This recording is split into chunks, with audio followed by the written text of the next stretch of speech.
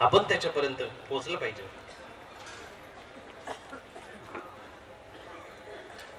तो आपल्यापर्यंत यायला ठीक आहे, प्रत्येकाचं एक एक एक तत्व असतं. चिंतनीचे बाबा किंवा अशनाख्य बरेचसे जेवढे जे अधिकार मंडळी आहे, त्या ज्ञानाच्या सागरापर्यंत गोमतीला यावं लागलं.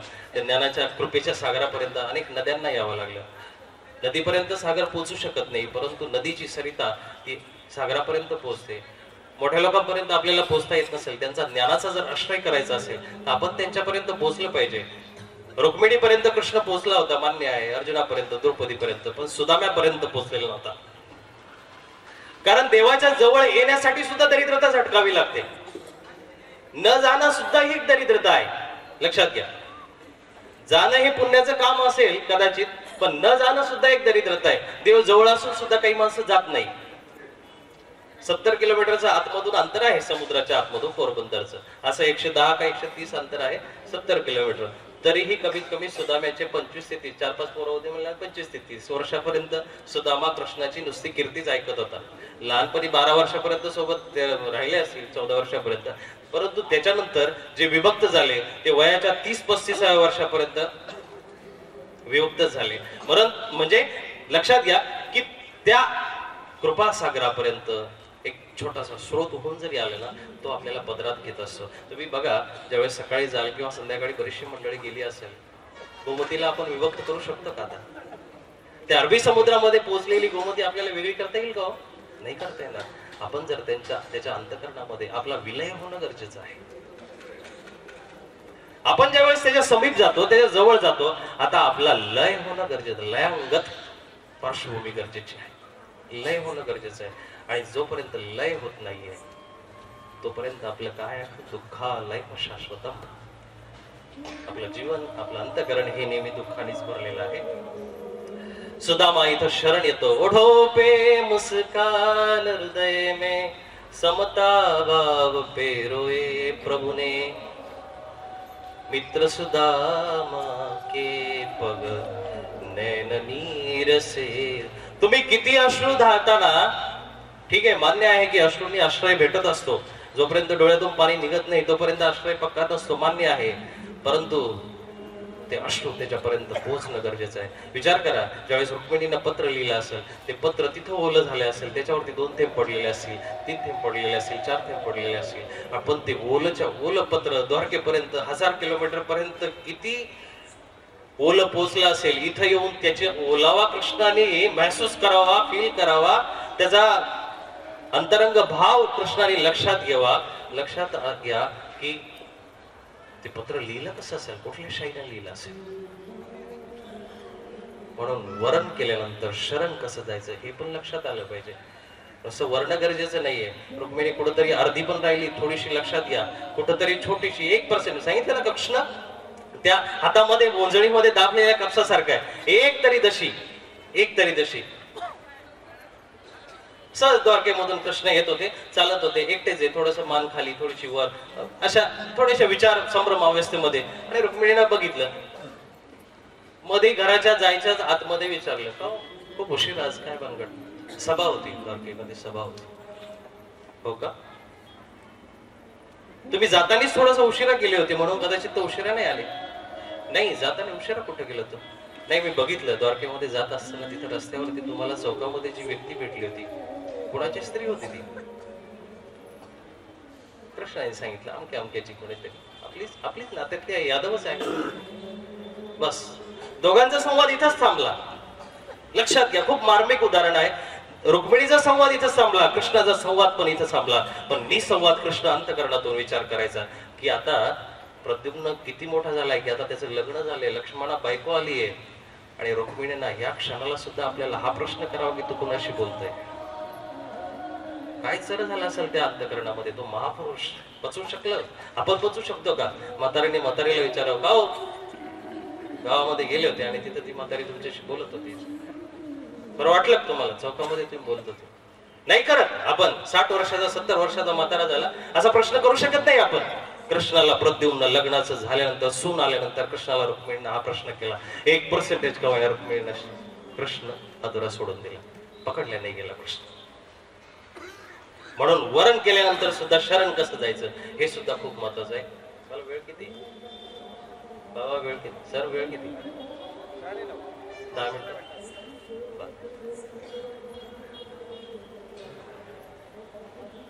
म्हणून वरण केल्यानंतर शरण कसं जायचं, आणि शरण जर जाता आलं नाही, हे बघा तिघांचा मी सांगड घालण्याचा प्रयत्न करतोय. हे हे असंच आहे की जसं एखाद्या चांगल्या सुगरणीना मस्तपैकी पातेल्यावर खीर करावी, कढईवर खीर करावी, लहान लेकरं तिथून खेळत खेळत यावं आणि माती खेळता खेळता बुचकल भरून माती त्याच्यामध्ये टाकून दे. त्या पद्धतीचं कदाचित माझंही वक्तव्य राहील, क्षमा असावी. सगळे मायबाप स्वीकार करा बाबा. तर वरण केल्यानंतर शरण कसं जायचं, आणि जिथं शरणागती फसली, या त्रिसूत्रीचं तिसरं सूत्र, जिथं शरणागती फसली बंधूंनो, तिथं ग्रहण लागत असत. तिथं ग्रहण लागत असत.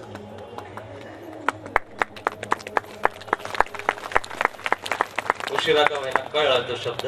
वरण करणं गरजेचं आहे. वरण केल्यानंतर चपाती नाही करायची, वरण केल्यानंतर शरण जायचं. आणि वरण केल्यानंतर शरण गेलं, पण शरणागती जर चुकली तर ग्रहण लागत असतं. त्या भक्तीला असो, त्या संप्रदायाला असो, त्या परिवाराला असो, कुठल्याही गोष्टीला शरणागती ज्या ज्या ठिकाणी फसली, ग्रहण कसं लागलं हा एक शेवटचा प्रसंग.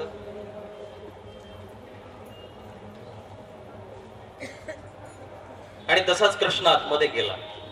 रुक्मिणीनं तो प्रतिप्रश्न केल्यानंतर कृष्ण आतमध्ये गेला. कृष्ण गेला हे एकेरी पद याच्यासाठी वापरायचं की तुम्हाला कृष्ण मोकळा पकडावा लागणार आहे. तो श्रीकृष्ण सुद्धा पकडता येणार नाही, तो योगेश्वर सुद्धा पकडता येणार नाही, तो भगवान कृष्ण सुद्धा पकडता येणार नाही. त्याला पकडण्यासाठी योगी मुनी, जपी तपी, संन्यासी, महानुभाव सगळे थकले, सगळे थकले. उदाहरण सांगायचे म्हणजे बाळकृष्ण जन्माला आला, रडायला लागला. रडता रडता सगळ्यांना मोह आवरलाच नव्हता, परंतु शंकराला सगळ्यात जास्त मोह झाला की हा जगतजेता जगतपिता जन्माला आलाय आणि बालरूपाने एवढा सुंदर आहे की त्यांनी 2-2 आया जन्मातच अरेंजमेंट करून ठेवल्या. एका आईच्या पोटी जन्म घेतला, दुसऱ्या आईकडे निघाला, तिला सुद्धा एवढं मातृत्व दिलं. सगळ्या एवढ्या हजारो गवळणी, नंदाचा वाडा त्याच्यापायी पागल झाला. एवढं कसं लेकरू मोह कसा हो? शंकराला सुद्धा मोह आवरला नाही. ज्या शंकराच्या वाणीमधून, शंकराच्या नाचण्यामधून सुद्धा वेद प्रकटावे, शंकराच्या नाचण्यामधून सुद्धा शृंगार प्रगटावा, शब्द प्रकटावे. शंकराच्या नाचण्यामधून, डमरूमधून पाणिनीचे जे 14 सूत्र प्रकटले, अई उंड्रिल रिक यो यो छयवटलन यमगणनम जभय गडदस जब गडदस कप चटत चटत कपय शशसर हल, असे 14 सूत्र पाणिनीचे पडले. आणि ते पडल्यानंतर त्या पाणिनीच्या सूत्रावरती सिद्धांत कौमुदी 15,000 सूत्रांची, बघा व्याकरण शास्त्र जे शास्त्रीय लोकांचं असतं ते 15,000 सूत्रांवरती आधारित आहे. ते शंकराच्या नुसत्या नाचण्यामधून निघाले. विचार करा, ते शंकराला समजलं. आणि तो शंकर ज्यावेळेस तपस्वी वेशाने गोकुळामध्ये येतो आणि कृष्णाला, त्या बाळकृष्णाला घेण्यासाठी मोह धरून ज्यावेळेस तो गोकुळामध्ये आला, यशोदेच्या द्वारावरती त्याचं आगमन होतं आणि मध्ये प्रवेश केल्यानंतर, बाबा कुठून आले? ठीक आहे, आलो पलीकडच्या गावामधून आलोय. काय इच्छा? काय नाही, भिक्षेसाठी आलोय. पण तेवढ्यात तिकडे त्याला जाणीव झाली, याला ही अवस्था यावी का? संहार करणारा वेद म्हणतं, संहार करणारा उपनिषद म्हणतं, याच्या हातामध्ये बरंच काही आहे. आणि हा म्हातारा होऊन एक जपी तपी संन्यासी होऊन आला. ठीक आहे, रडायला सुरुवात केली. आणि रडता रडता यशोदेला सुद्धा वाटलं की अचानक पोरगं कसं काय रडायला लागलं. म्हणून मध्ये गेली, लालाला घेतलं, कृष्णाला घेतलं आणि कृष्णाला घेऊन बाहेर येते. तरी रडतोय.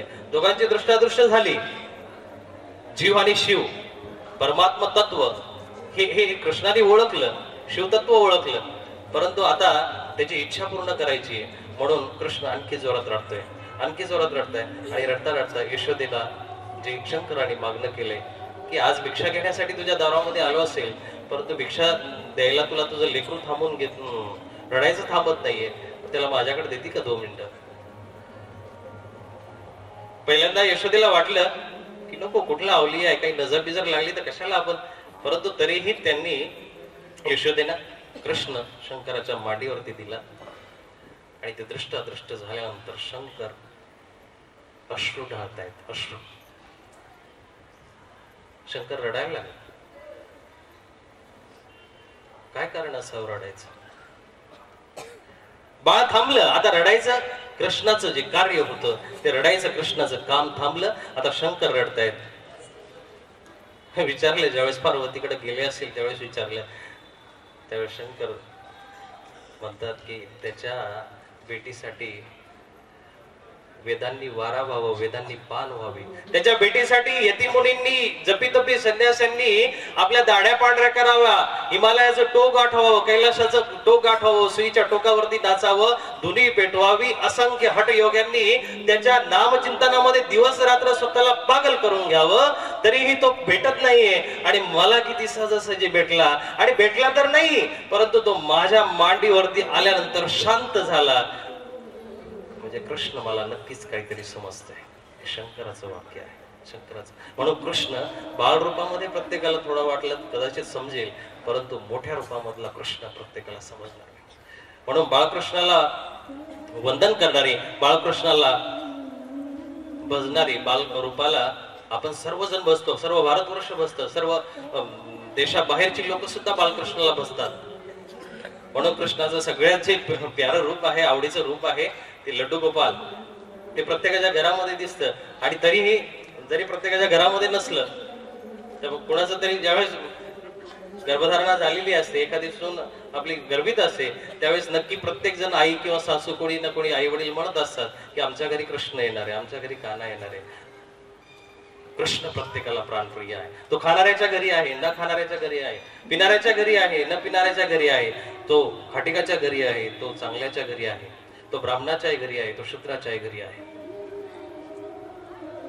तो कुणाकडे पण आहे, परंतु त्याला पकडणारा नाहीये, पकडणारा भेटत नाहीये. आणि त्याला पकडण्यासाठी, त्या द्वारकाधीशाला पकडण्यासाठी शेवटचं जे ग्रहण लागलेली ती गोष्ट न पकडल्या गेलेला नाहीये, हातामध्ये येतच नाही. हे तत्वच असं आहे.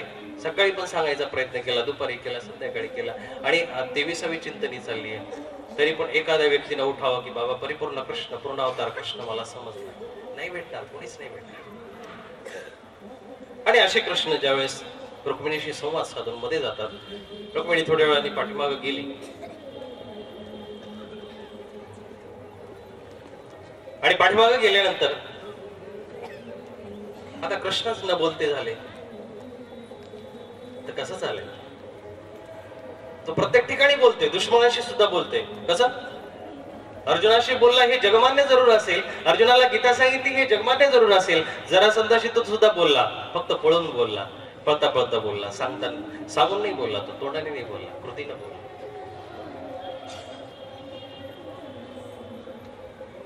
इथे एक ते भरतदादा म्हणून या काठियावाडी संप्रदायाचे खूप चांगले संत आहेत. त्यांचं एक भजन आहे, द्वारिकानो नाथ मारो राजा रणछोड दासने एने मने माया लगावी रे. गुजराती मधलं एक छान भजन येते की रणछोड दासाची सगळ्यात जास्त इकडे पूजा करणारी माणसं तुम्हाला दिसतील. आणि त्या कृष्णाला न बोलतो होऊन चालणार नाही. म्हणून कृष्ण रुक्मिणीशीच बोलला की 8 दिवस झाले रुक्मिणी, 8 दिवस झाले तू थोडीशी जरा गप्प गप्प दिसतीये. आता पहिल्यासारखी तेवढी आरशासमोर बसत नाही. पहिल्यासारखा तुझा पदर सुद्धा कधी कधी पाठीमागे ढळलेला असतो. पहिल्यासारखं तुझं कुंकू सुद्धा आता मोठं राहिलेलं नाहीये.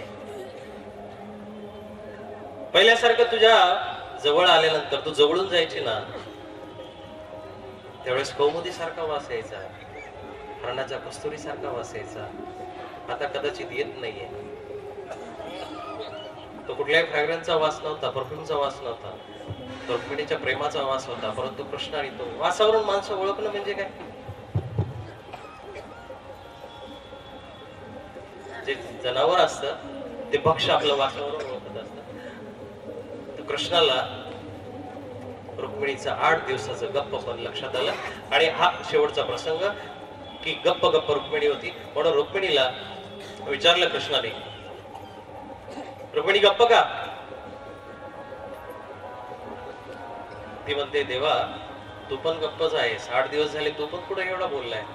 माझं बोलायचं कदाचित कारण वेगळं असेल. मी सभेला जातो, बरेचसे आता 56 करोड यादव आहे, एवढ्या सगळ्यांचं मला टेन्शन. तुला काय की देवा एक वाईट वाटलं मला 8 दिवसापासून मी याच्यामुळे दुःखी आहे की 8 दिवसापासून प्रद्युम्न आपला सगळ्यात मोठा मुलगा, त्याच्यासोबत साम उपसाम सुभानू इंद्रभानू ज्येष्ठभानू हे आपली मुलं राजवाड्यात परतली नाही हो. 8 दिवस झाले मी बघितलं नाही प्रद्युम्नला येताना की तो तुम्हाला प्रणाम करताना. सकाळी यायचा ना, सकाळी 6 वाजता 7 वाजता तुमच्या पायावरती डोकं ठेवताना मी आतापर्यंत 25 वर्षाचा प्रद्युम्न पाहिला, पण आता तो दिसत नाहीये. काय कारण असावं? कृष्ण उद्गारतात रुक्मिणी जाऊ दे, ते विषय सोडून. नाही देवा, तुला हा विषय सोडून चालणार नाही. मग तुला माझ्या तोंडून ऐकायचं का? ऐक, मी निर्णय केलाय की ज्या पद्धतीनं आता यांना हे 56 करोड यादवांना हा 56 भोग, द्वारिकेचा सुवर्ण भोग जर पचत नसेल, तर ज्या पद्धतीनं कौरवांचा नाश केला तोपर्यंत त्याच पद्धतीनं मी यादवांना सुद्धा संपून जाणार. रुक्मिणी लक्षात, मला संपवायचंय त्यांना, मला ठेवायचं नाहीये. गांधारीचा शाप मला शेवटपर्यंत मनामध्ये शेवटपर्यंत सलत राहील. मला त्यांना संपवावंच लागेल. 2 मिनिटांमध्ये मी संपवतो. मला त्यांना संपवावंच लागेल. हे बऱ्याच लोकांपर्यंत, बऱ्याच आपल्या जन्मांसापर्यंत ह्या सगळ्या गोष्टी पोहोचलेल्या आहेत. तरी पण कृष्ण हा समतोल, समदृष्टा ज्याला म्हटलं जाईल, समदर्शिना जो शब्द त्याच्यासाठी वापरलाय तो कृष्ण आहे. प्रेम करता आहे तो न्याय करता सुद्धा आहे. आणि तो न्याय जर तो कौरवांसोबत झालाय, तो न्याय यादवांसोबत सुद्धा झालाच पाहिजे. गांधारीचा शाप जाऊ द्या, खरं होऊ किंवा नको, परंतु माझं न्याय तत्व कृष्णाने संपवलं, लोकांनी संपवलं नाही पाहिजे. म्हणून कृष्णाने विचार केला की ह्या द्वारिकेला असं वायाला जाऊ द्यायचं नाही. आणि कृष्णाने द्वारका बुडवली हे ठीक आहे, मत जरी असेल आपलं किंवा शास्त्राचं मत जरी असेल, तरी मला तरी वाटतं कृष्णाच्या अगोदर द्वारकाच हात जोडून उभी राहिली की देवा, हे राजसिंहासन खाली होत असताना या सिंहासनावरून, या पदावरून, ह्या सुवर्णतेतून माझा खरा हिऱ्या कोंदन जे होतं, हिरा होता, तो ज्यावेळेस गळून पडतोय, तो ज्यावेळेस निघून जातोय, त्यावेळेस मी राहून तरी काय करायचं? द्वारका मला वाटतं स्वतःच्याच मनाने या ठिकाणी डुबून गेली असेल. द्वारका त्या शोकामध्ये डुबली. कारण कृष्ण जशी ती सभा संपली, कृष्ण इथून प्रभास क्षेत्रापर्यंत 30 किलोमीटरचा मधला टप्पा आहे. त्या प्रभास क्षेत्रापर्यंत दररोज पायी जातात. आणि त्या पायी जाण्याचा सर्वात सोबती जो सांगाती आहे तो दारुक होता. तो अर्ध्या रस्त्यापर्यंत जायचा. कृष्ण म्हणायचे बाबा इथं थांब, आणि कृष्ण पायी तिथपर्यंत चालायचे. शेवटचा तो प्रसंग असा, एक दिवस पायाला काटा टोचल्यानंतर खूप दुःख झालं, रक्त पण निघालं. रक्त निघाल्यानंतर कृष्णाने तो काटा वरच्यावर तसाच मोडला, उपटून नाही काढला. त्याचं कारण असं होतं की जसं ते शल्य टोचत राहील तसं पण मला पण यादव टोचत राहतील, जेणेकरून यांचा संवार होईपर्यंत मला यांना ठीक आहे, हे यांच्या कर्माने संपतील जरूर, परंतु हे शल्य मला आठवण करून देईल की कृष्णा, आता तुला सुद्धा संपायचंय, तुला सुद्धा संपायचंय, तू सुद्धा संपलाच पाहिजे. जो भार झाला तो मला संपवायचा, तो भार मला खाली काढून टाकायचा आहे. आणि तो भार ग्रस्त झालेला बोजा जो झालेला आहे, माणसं आता जी आहेत ती टेन्शनला ग्रस्त आहेत, भारग्रस्त आहेत. तो भार वेळच्या वेळी आपण चिंतनेच्या माध्यमातून, ह्या सगळ्या माध्यमातून काढून टाकत असतो. आणि म्हणून कृष्णाला आपण सगळीकडून बघितलं पाहिजे. मला वेळ ज्या पद्धतीने दिलेला आहे, 3 मिनिटं वरती झाले, क्षमा मागतो. बाबांचे परम आभार मानल्या जाईल. माझ्यासारख्या व्यक्तीला बाबांनी ह्या पदापर्यंत, ह्या ठिकाणापर्यंत पोहोचवलं. मी बाईकच्या न जवळ गेलेला माणूस आज तुमच्या जवळ आलोय. तुमच्या प्रत्येकाच्या हजारो कानापर्यंत मला तुम्ही ऐकून घेतलं. ही खूप मोठी अधिकृती होत असताना बोलिलेली कुरेवेडी वाकुडी उत्तर ही आपण समजून सर्वांनी ही सेवा कबूल करून घ्यावी. चुकलं असे क्षमा मागतो. आणि सगळ्या ज्येष्ठ श्रेष्ठ महंतांचा माझ्या पाठीमागे आशीर्वाद राहीलच, परंतु अधिकृतीचा हा दोष मी त्यांच्यासमोर बसवून मांडतो. विनम्र अभिवादन करून माझ्या या सेवेला विराम देतो. भगवान श्री चक्रधर स्वामी की जय. धन्यवाद. ग्रहण लागू नये आणि आपली अधोगती होऊ नये यासाठीचा सगळा अट्टाहास आहे. परंतु शरण जात असताना ज्या भूमिकेतून अर्जुनाने तिथे भगवद्गीतेचा जेव्हा आपण पारायण करतो, तमेव शरणं गच्छ सर्व भावेन भारत, हे परमेश्वरा मी तुला सर्व भावे आता शरण आलेलो आहे आणि तू जे जे सांगशील ते करण्यासाठी मी सज्ज आहे. तसं आपण गेली 23 वर्ष चिंतनेचा कार्यक्रम श्रवण करतोय आणि श्रवणाच्या मागची भूमिका आहे जे जे परमेश्वराने सांगितलं ते करण्याचा आणि त्यावर करण्यासाठी सिद्ध होण्याचा जो मानस आहे तो आपण सर्वांनी या ठिकाणाहून घेतला पाहिजे, तर खऱ्या अर्थाने ती शरण जाणवेल. नाही तर मग पुढे ग्रहण लागल्याशिवाय राहत नाही. तीच प्रतिपादन शास्त्रीजींनी अत्यंत उद्बोधक रीतीने या ठिकाणी आपल्या सर्वांना केलं. प्रवचन सर्वांना ऐकलं, सर्वांनी श्रवण केलं, परंतु घरी जाऊन त्याला शरण जाणं या प्रवचनाला, त्याच अर्थ खऱ्या अर्थाने आपला उद्धार आहे. नाही तर आपल्याला ग्रहण लागल्याशिवाय राहणार नाही. म्हणून लक्षात ठेवा, शरण जाण्याची वृत्ती सतत अर्जुनाप्रमाणे आपल्या ठिकाणी असावी, हा त्यांच्या बोलण्याचा परिभाष होता, मुख्य हेतू होता. यानंतर आदरणीय श्रद्धेय असंच अव्याहतपणे बाबांच्या हातून होत राहावे, साहित्याची निर्मिती होत राहावी, काव्याची निर्मिती होत राहावी, प्रवचन देत राहावे आणि खऱ्या अर्थाने या संप्रदायाचे म्हणजे परमेश्वराचं जे उर्वरित कार्य आहे, प्रचार पंथप्रचाराचं जोडधन कार्याचं, हे कार्य बाबांच्या हातून होत राहावं यासाठीची ही खूप मोठी सदिच्छा अनेक हजार भाविक भक्तांच्या उपस्थितीमध्ये आपण बाबांना ही सदिच्छा त्यांच्या देहाच्या वाढदिवसाच्या निमित्ताने या ठिकाणी प्रदान करत आहोत. या संपूर्ण महाचिंतनेचे अध्यक्ष अशनाक्ष बाबाजी, त्याचप्रमाणे उपाध्याय कुलाचार्य श्रद्धेय श्री बाबाजी, त्याचप्रमाणे अनेक मान्यवर संत महंत या ठिकाणी उपस्थित झाले. आमच्या औरंगाबाद जिल्हा मानव समितीचे अध्यक्ष शांतीलाल शेठ जैन, त्याचप्रमाणे अनेक भाविक या ठिकाणी आहेत. सर्वांच्या वतीने बाबाजींना या ठिकाणी शुभेच्छा आहे. चिंतन होत आहे कृष्ण महाराज की जय.